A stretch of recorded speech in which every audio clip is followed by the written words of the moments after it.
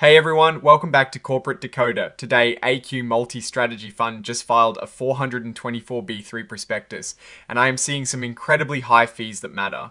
Quick note, this is not financial advice, just my take on public filings for educational purposes. This fund charges a whopping 31% in total annual expenses, which is almost unheard of and eats into returns for everyday investors. Alright, let's break down this prospectus for the A&Q Multi-Strategy Fund. This fund is basically a fund of funds. That means it doesn't invest directly in stocks or bonds. Instead, it invests in other investment funds managed by different investment managers. The main goal is to get you risk-adjusted appreciation, which is a fancy way of saying trying to make money while controlling how much risk you take. As of May 31st, 2026, the fund had about $318 million in assets. But here is the kicker, this is not a simple investment. Investing in this fund is considered high risk. They are offering a lot of shares, over $530 million worth. But before that money goes to the fund to invest, there is a sales load. This is like a fee you pay when you buy the shares. It can be up to 2%. So out of that $530 million, about $10.6 million goes to sales loads. That is a lot of money just to get in the door. The investment advisor for this fund is UBS Asset Management. They get paid in two ways. First, there is an advisory fee, which is 1.50% of the fund's adjusted net assets every year. That is a pretty standard management fee, but then there is the incentive fee. This is where it gets interesting and expensive. They get 5% of the fund's net profits, if any. This fee is paid quarterly and is designed to reward good performance. However, it also means that if the fund does well, the advisor makes a lot of money, and that comes out of your pocket. Now let's look at the actual expenses. Remember, this is a fund of funds, so you are paying fees at two levels. You pay fees to this fund, and then you indirectly pay fees to all the underlying funds it invests in. The maximum sales load, that is the fee you pay when you buy, is 2%. Then there are the annual expenses. The advisory fee is 1.50%, the incentive fee is listed as 0.56%, but this is a bit misleading because that is an average and doesn't reflect the actual 5% rate on profits. Interest payments on borrowed funds are very small, just 0.02%, other expenses are about 0.59%. But the big one? The acquired fund fees and expenses is a staggering 28.49%. This is the cost of investing in all those other funds. So the total annual expenses add up to a massive 31.16%. For every $100 you invest, over $31 go to fees each year. That is incredibly high. Let's look at the example they provide. If you invest $1,000 and assume a 5% annual return, you would pay about $282 in expenses in the first year, including that sales load. Without the sales load, it would be $267. That is almost 30% of your initial investment in just 1 year. Over 10 years, you'd pay $988 in expenses on that same $1,000 investment. It is hard to make money when fees are that high. The example also points out that the incentive fee is not included because their assumed 5% return is too low to trigger it. But if the fund actually earns more, those fees would be even higher. Let's peek at the financial highlights to see how the fund has performed.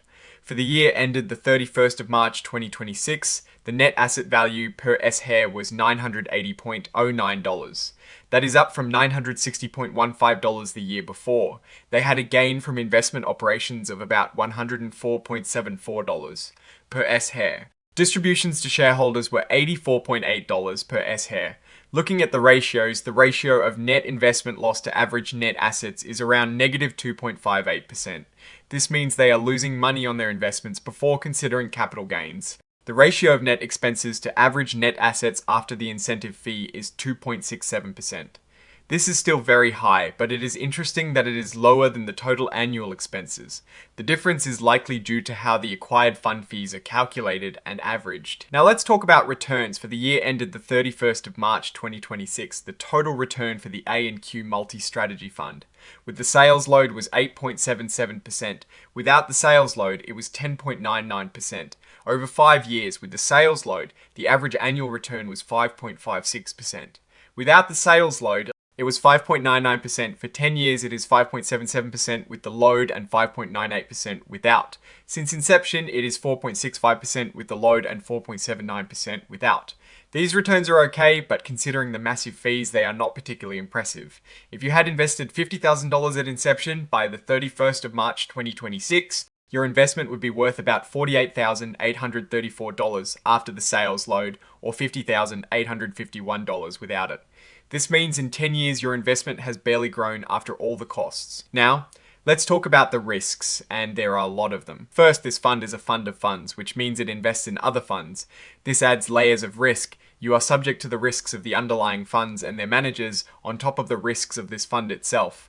Identifying good managers and funds is hard, and these underlying funds are often not registered investment companies, meaning they don't have the same investor protections as regular mutual funds. Plus, the valuation of these underlying investments can be tricky and based on estimates. There are significant liquidity risks. Shares aren't traded on a stock exchange, and you can't redeem them daily. The fund might offer to repurchase shares quarterly, but it is not guaranteed. Some underlying funds might not let the A&Q fund take its money out when it wants to, which could mean they can't pay you back when you want your money. This is a big deal. The fund's investment strategies, which are really the strategies of the underlying managers, can be very complex and risky.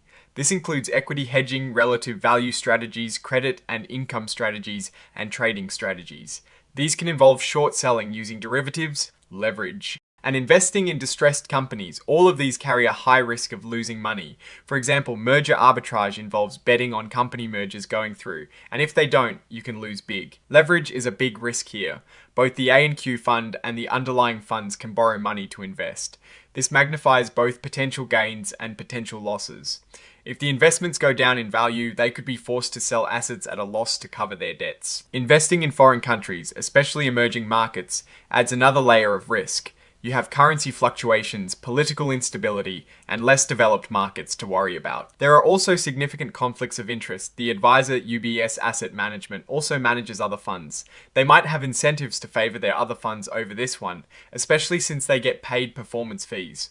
Also, UBS itself and its affiliates might have business relationships with the underlying investment managers, which could create conflicts. And then there are the tax implications. The fund wants to be a regulated investment company, or RIC. To do this, it has to meet strict rules about income and asset diversification. But because it invests in other funds that don't disclose their holdings, it is hard for them to track this information. If they fail to qualify as a RIC, they could be taxed at a corporate level, which would hurt returns even more. Overall, this fund seems incredibly complex and expensive.